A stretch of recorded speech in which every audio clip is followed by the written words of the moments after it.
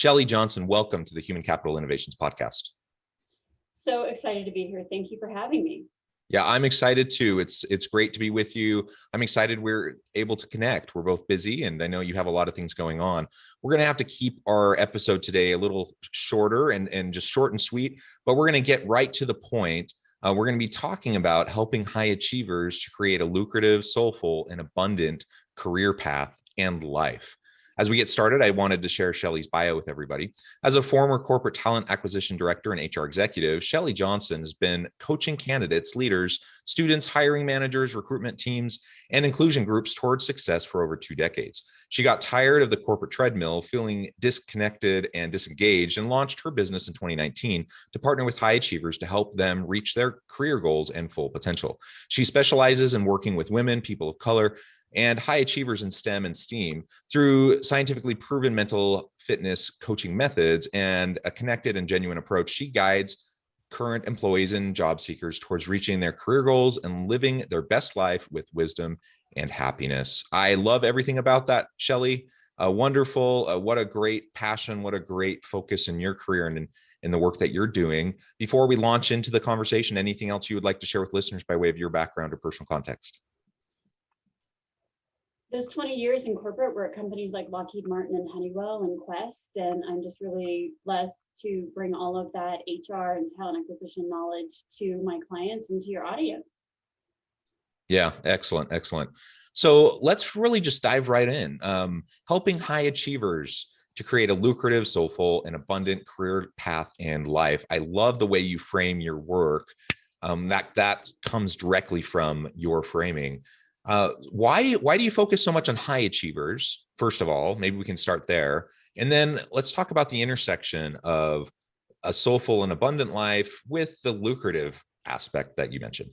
Sure.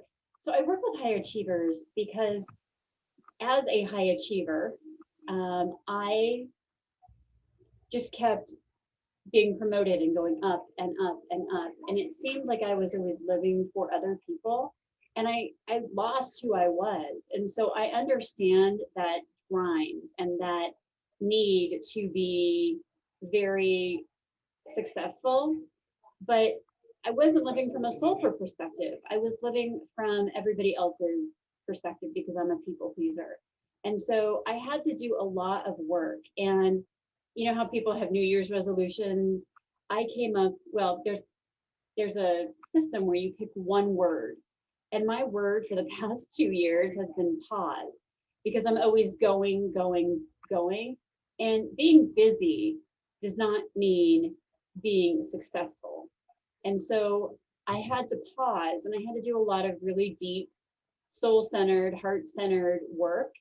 And lucrative can be financial. It can be however you define lucrative.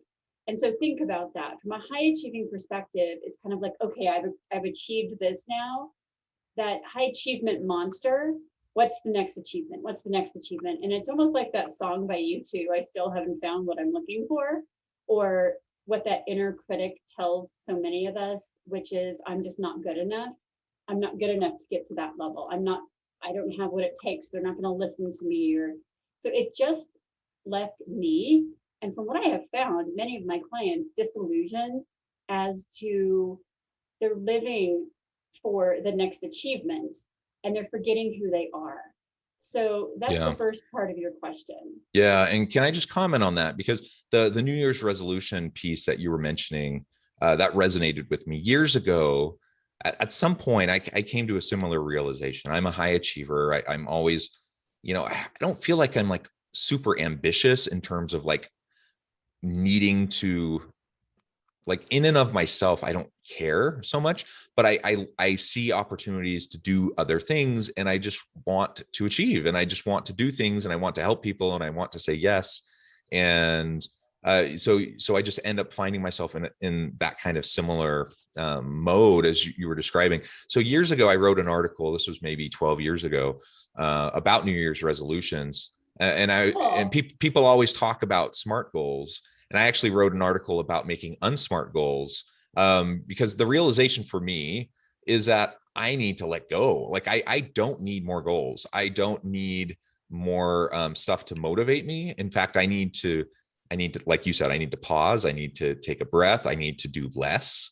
And so that was kind of the focus of the article. I totally get that many people are going to do very well when they set smart goals and they set accomplishments for themselves that they're reaching for.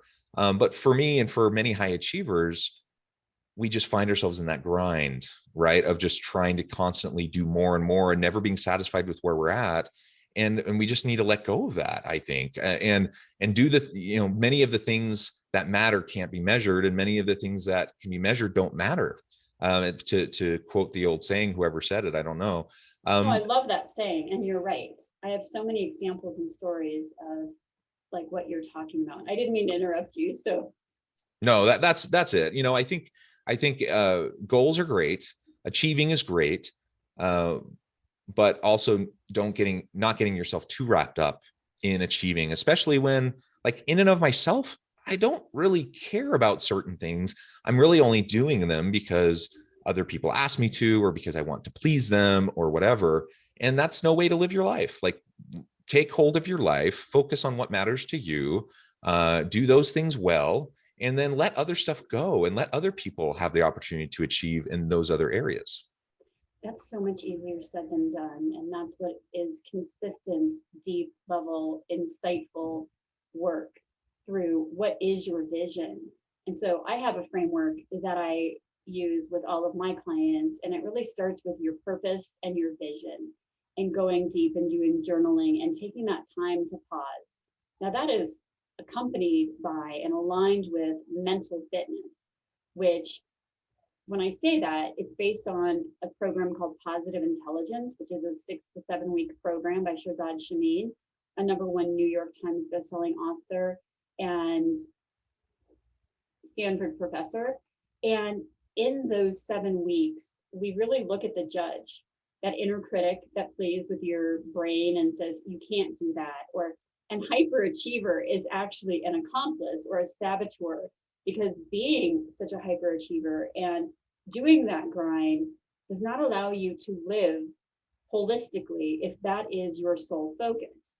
So we quiet that judge in your brain and work to bring out much more wisdom and how you navigate life through what we call the 5 sage powers, which are empathy, knowledge, activation, navigation, and the last one that is escaping me.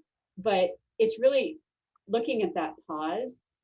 And I have so many stories of high achievers that I have worked with that just on vision and mental fitness that have decreased their stress, that have really become much more engaged in what they want to do in life. And when they were at this crossroads, I mean, I have a Army officer in the US military that was in Afghanistan and is just now coming home, that was completely stressed, very, very, very stressed.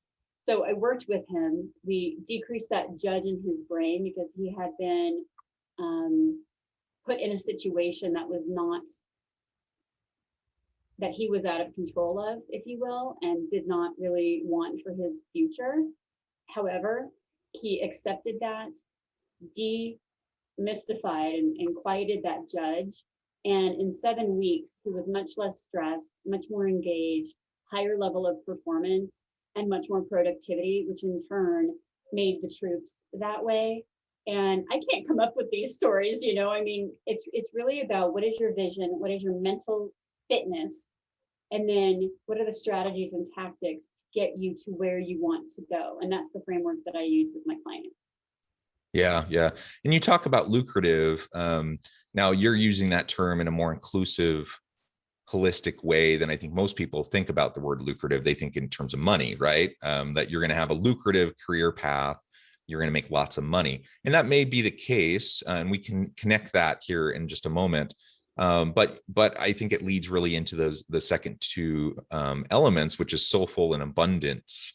Soulfulness and abundance, which is really important. And we can have a very lucrative, in terms of soulful and abundant life, that I hope we're all striving for, that we can, it's my greatest wish that everyone can find that.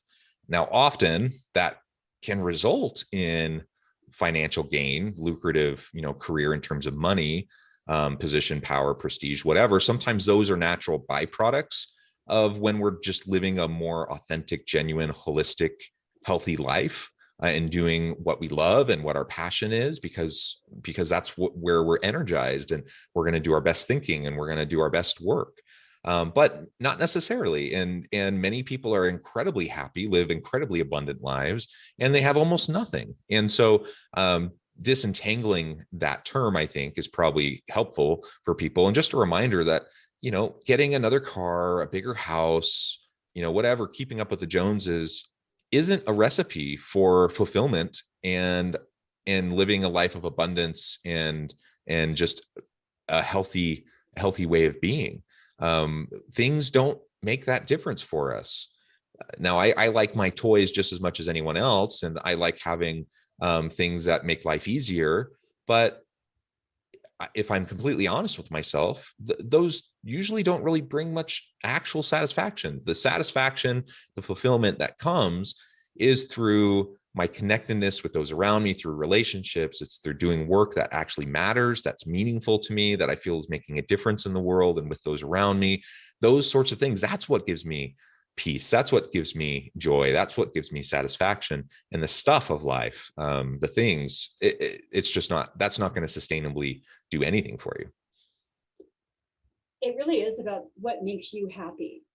And I have been so lucky that since I broke up with large corporate, that I have been able to help so many people figure out what is their soul calling them to do.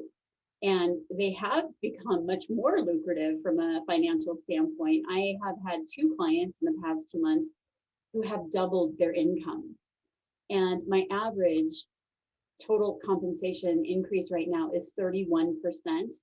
And people, when they resonate at a higher level, they feel better and they're connected to themselves.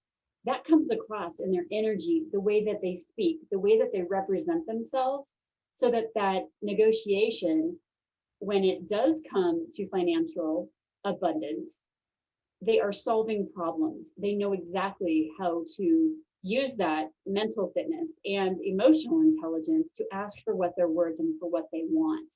And if that sounds too pie in the sky, I have example after example after example of when people, I have a woman who is a cancer nurse who the pandemic just really rocked her world, like so many people. She was bursting out crying because of stress and just burnt out, and she didn't even know. Like, this depression crept in.